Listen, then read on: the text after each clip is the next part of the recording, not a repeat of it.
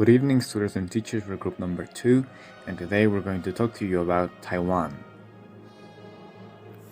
Taiwan is a small island nation with few natural resources, but it has established itself as a world power and as one of the richest economies on earth.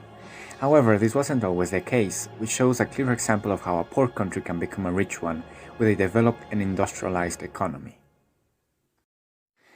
In order to understand Taiwan's economic development, it's important to look at its history. After the Second World War, Taiwan was left in a disastrous economic situation. In 1952 alone, 91.0.8% of its exports were agricultural products, making it a country highly dependent on its raw materials, which hindered the growth and competition of Taiwanese companies.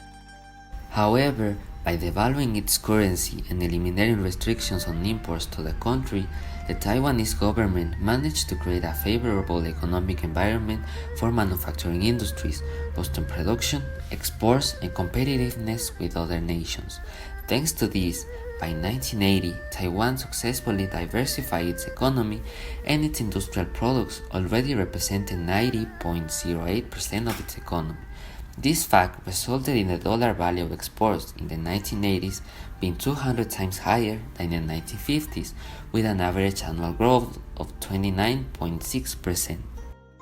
Taking advantage of increased exports, Taiwanese companies began to produce higher value-added industrial goods, a move that was driven by the government's abandonment of the Keynesian policy of setting interest rates to a low level, which produced a notable reduction in inflation within the country. After this, domestic savings over GDP, gross domestic product, increased by 30%, exceeding the GDP of some developed European countries. As a result, Taiwan became one of the most developed economies on the planet, as well as one of the most innovative in terms of implemented technologies. Equality in income distribution owes its success to two aspects: agriculture production and the displacement of labor to the industrial sector, where competitive advantages are superior, increasing unprecedented productivity, thereby allowing production costs to decrease, improving the wages of individuals.